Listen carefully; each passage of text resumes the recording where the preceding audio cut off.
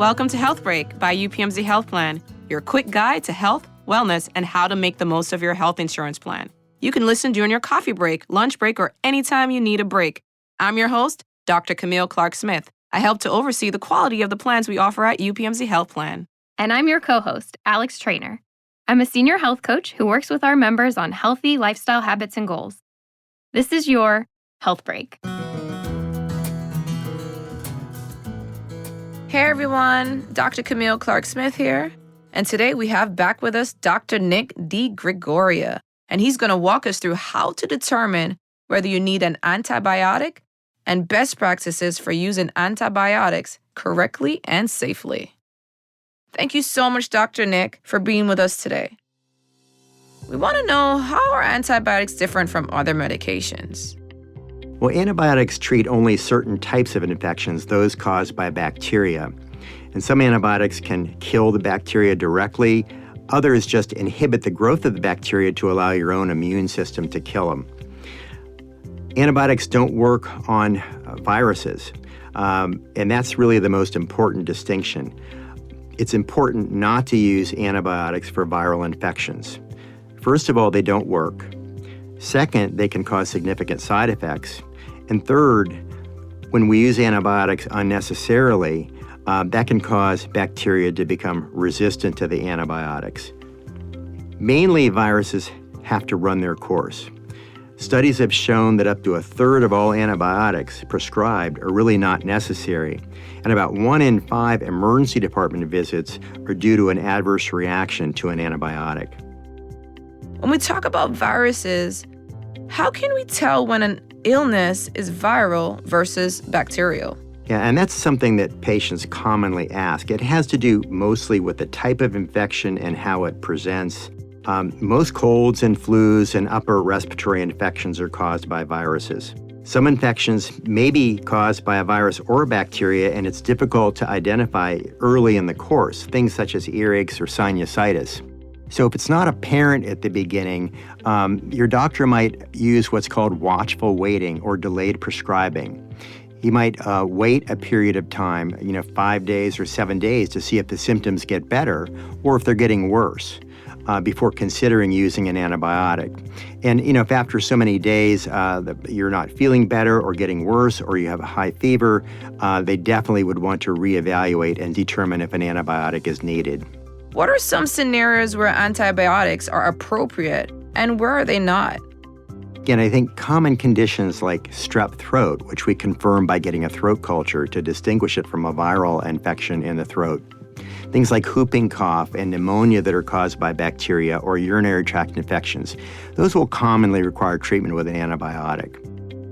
Things that really we should not use antibiotics for and try to avoid them is for things like cold or runny nose, the majority of sore throats that are viral, the flu and most kinds of chest colds and seasonal allergies, and coughs that are caused by asthma. When we're trying to sort out when we might need an antibiotic, are there any resources to help determine what type of treatment is appropriate? Yeah, and we often get questions from patients about that. First and foremost, we recommend people use their primary care physician as a resource whenever they feel ill, to call them and see if they can get an appointment or if the doctor feels they need additional testing. And another resource, UPMC Health Plan has a 24-hour-a-day, 7-day-a-week nurse line.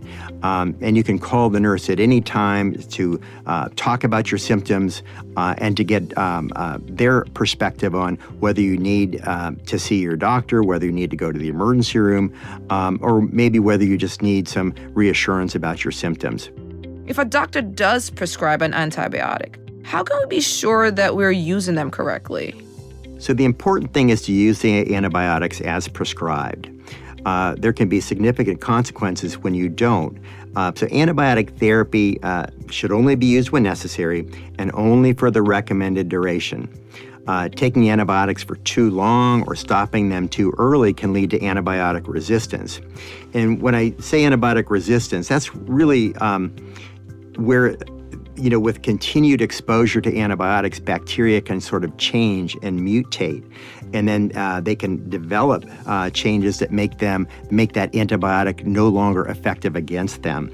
So that's an important thing for all of us. And I think, we're all in healthcare together. The providers and the patients are a team.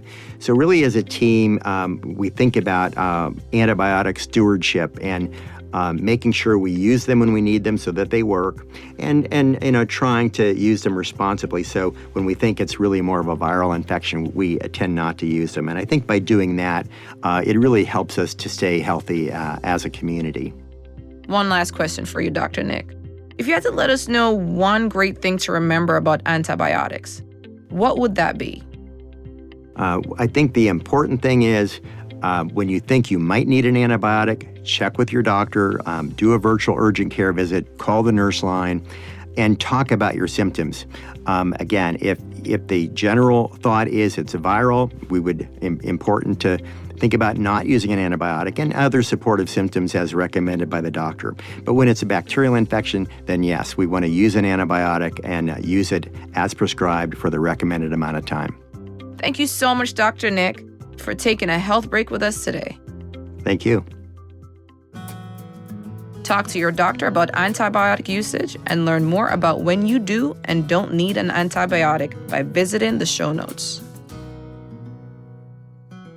Find show notes and more information at upmchealthplan.com/podcast. Join us as we explore other health and wellness topics in the next episode of Health Break.